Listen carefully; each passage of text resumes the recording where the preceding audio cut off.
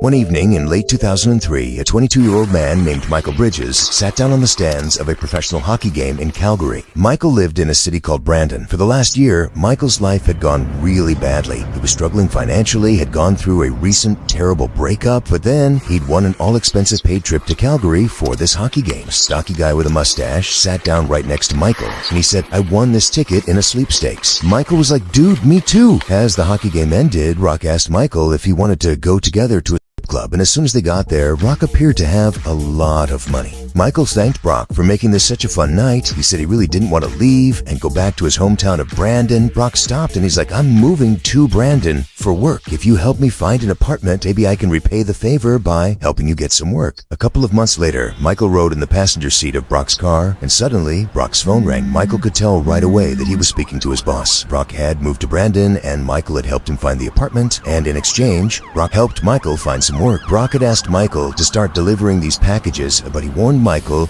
to never look inside of any of these packages. Michael just continued to sit quietly while he listened to Brock speak to his boss. Brock just said, "I'll take care of it right now." Brock pulled into this parking lot of the city hotel and marched over to the door of this motel and began to knock. And there was this woman, and he watched as Brock punched this woman in the face. And then Brock calmly walked back to the car. "Don't tell anyone what you saw." 2 months later, Michael and Brock sat inside of a diner. Brock told Michael that what he wanted to do was introduce Michael to the boss, maybe give him a more managerial role. He needed to prove that he could be as cutthroat and brutal as Brock was. Before meeting Brock, something truly awful happened in Michael's life, and he told him about his past. Brock just said, "Okay, you're ready to meet the boss." The meeting with the boss was scheduled for a few days later. Michael showed up to the fancy hotel, and then the two of them walked upstairs to a particular hotel room. And Brock said, "Why don't you just run me through your story one more time before you meet the boss?" And went through his story one more time. There was a knock on the door, and when Michael looked outside, he knew immediately he had made a terrible mistake. It would turn out that sweepstakes that Michael had won, somebody had set that up just so Michael could meet Brock. Those packages that Michael was delivering, there was just packages that contained flour. And that woman that Michael watched Brock beat up at the motel, she was acting, and so was Brock. Brock was an undercover officer running an elaborate sting to get Michael to confess to his crime, while secret cameras inside of that hotel room recorded